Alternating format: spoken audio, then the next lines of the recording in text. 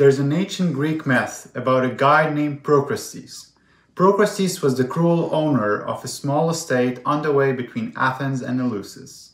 Procrustes had a weird sense of hospitality. He abducted travelers, provided them with a generous dinner, then invited them to spend the night in a rather special bed.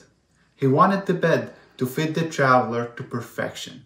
Those who were too short were stretched, those who were too tall were amputated. In the purest of poetic justice, Procrustes was hosted by his own petard. One of the travelers happened to be the fearless hero Theseus.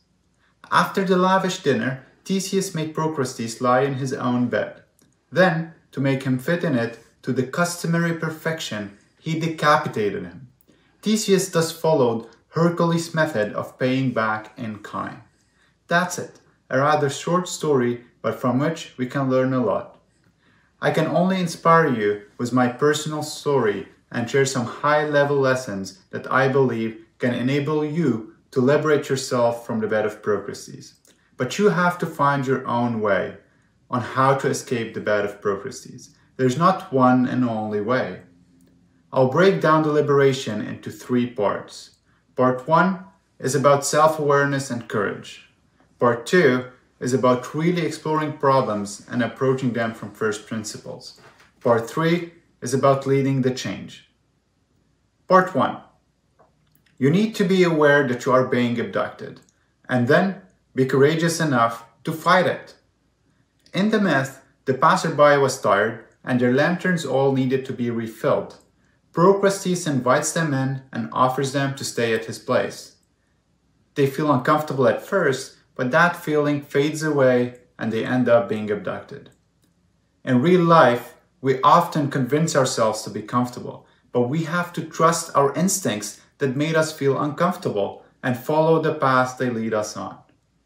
Allow me to share with you a personal experience about self-awareness and courage. I grew up in Lebanon. I was an introvert for the bigger part of my childhood.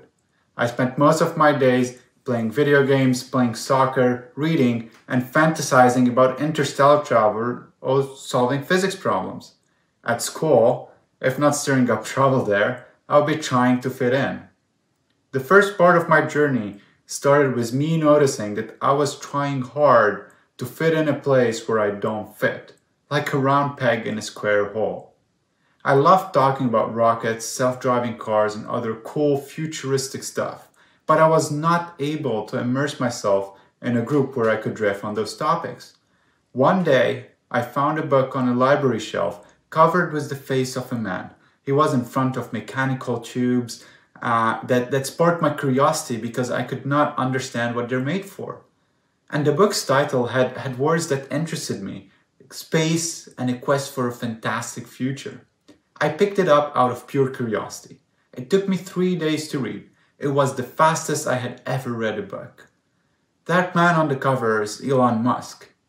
The book left me with a dream to invent the future for humanity. Concretely, I learned to believe in myself and to trust my imagination. I went on a relentless search to try to discover something to liberate myself. I spent my days and nights delving deeper into space exploration. I begged my older sister to introduce me to her physics professors. Thanks to her, I was able to land myself an internship for the summer at the Fluid Dynamics and Plasma Laboratory. The first day, I had to attend the college physics class that the prof was teaching. It was just as boring as my high school physics class. After the lecture, it started to get interesting. The professor introduced me to the problem that the team was trying to solve. He brought me to a room full of people that did not look like the people I knew. They had messy hair and clothes that did not match. They were drawing graphs and writing down equations that I could not understand. Finally, they paused to explain to me that they were trying to understand why there's a perfect hexagon on the pole of Saturn. I was fascinated by how they could simplify everything that appeared so complex to simple sentences that made sense to me. I spent a few days trying to set up an experiment to simulate Saturn's environment while reading through tons of pages of literature. One day, I was with my professor in the car, and I asked him if he knew about Elon. He giggled and said that he did. Then, I asked my professor if he was thinking of creating a company out of all the research he's doing. He laughed again and told me, "Son, these dreams are not for Lebanon." I got jealous of all the opportunities that were available to teenagers in North America that were not available to me. I had my eyes on Canada. My older brother lived there, and I already had Canadian citizenship. The words of my professor solidified my argument. After endless debates with my family, I finally made the move.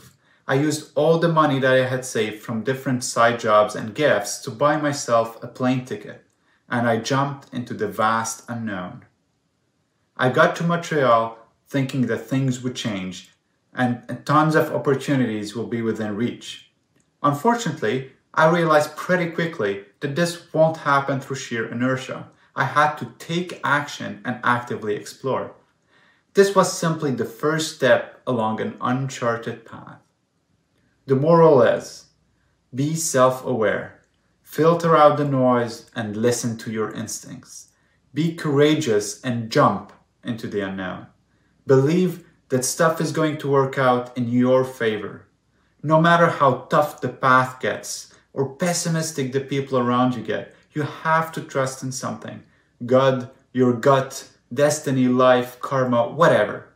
This approach has not let me down, and so far it has been preventing me from being abducted by Procrustes. Part 2. Back to the myth. After Procrustes provided his guests with a generous dinner, he invited them to spend the night.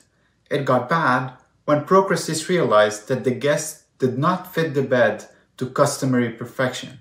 So instead of fixing the bed or himself, Procrustes killed his guests trying to fix them. In other words, Procrustes fixated himself on the wrong problem, which is fitting the human to the bed, not the bed to the human. And if we go deeper, maybe we don't need a bed, nor to fit in it. In real life, most people are focused on fitting themselves into the bed of Procrustes, or improving the bed they are being fitted on. In other words, most people are focused on solving the wrong problems and follow the herd, since standing out of the herd is often a stance of criticism and satire in the early phases. But assuming you had the courage to stand out and to jump into the unknown, you are now in uncharted territory. It's time to face problems. When I first left for Montreal, I thought that I had liberated myself. And even though I was jumping into the unknown, I hoped that my courage would be instantly compensated. But I was only getting started. Problem after problem started arising. So jumping was only the beginning of liberating myself and creating my own path. I'm going to share with you one problem I'm rethinking right now. Energy. Energy is a fundamental problem for our civilization. And we cannot keep burning dinosaur fossils. They're running out anyway. In the direction we're moving today, our generation's lifestyle is requiring more and more energy.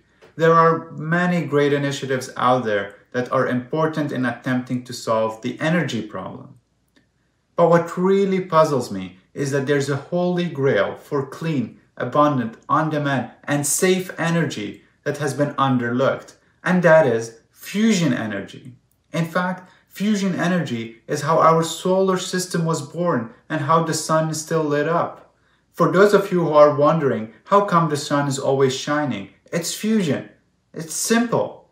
We take two hydrogen isotopes under high temperature and density, and after a certain period of time, and they fuse into a helium isotope, shooting out neutrons and alpha particles. The main problem is that it takes more energy to make fusion than the energy we produce. So the net energy gain is negative. The problem is, how can we get to a positive or equal net energy output? We have spent the last century committed to understanding fusion. We are now on the cusp of achieving fusion net gain as a species. To bring fusion energy to life and create universal abundance, I believe we need to take a different approach. we need to rethink the commercialization of fusion energy and to bring the engineering and entrepreneurial mindset to an industry of mostly academics and national labs people. I'm personally not looking to fit into this energy Procrustean bed presented to me. I'm not alone. And that's why Fuse, a company I co-founded with a passionate team focused on taking a first principle and lean approach to accelerate the world's transition to fusion energy, was born. Basically, we are trying to prove ourselves to be less strong every day rather than to be arrogant and think we have the right answer. We believe that by being in the trenches and looping through exploration curiosity and rapidly failing by trying things, we can solve fusion. Thinking from first principles, which means breaking things down to the core proposition or assumption, does not require intelligence. Anyone can do it. It takes courage to think critically about the important problems to solve. The moral is, open your eyes to all options. Take a really good look. Once in the unknown, approach problems with first principle thinking. Do what others won't do so you can do what others cannot do. Don't change who you are to fit into the bed of Procrustes. Ask if you even need a bed. Obsess about solving fundamental problems to move our civilization forward. Build shit that disrupts industries and improves lives. Part 3. Procrustes continued his reign of terror until he was captured by Theseus, traveling to Athens along the sacred way, who fit Procrustes to his own bed. Theseus' role in history has been called a major cultural transition. The Athenians regarded Theseus as a great reformer. It is up to each one of us to contribute to a culture transition and to play a role in reforming our civilization. In fact, in almost any decision you make, you either defend the bed of Procrustes or you fight Procrustes. COVID-19 turned the education system, our generation's benign tumor, into a malignant one. Parents are forced to homeschool. Students are all dropouts technically and have to learn on their own. The world's campuses merge into one, a virtual room. Paying a fortune and taking loans is going to become a more complex question. We have no choice but to evolve our learning method to fit the internet and information era. While most people decide on the Procrustean bed and obviously end up being abducted, I am making the choice to fight Procrustes. To get our generation educated enough to adapt to the 21st century internet and information era, we have to constantly make decisions that eradicate the industrial era learning method. I'm not the only one who thinks that we need an education system focused on developing more creators and self-learners.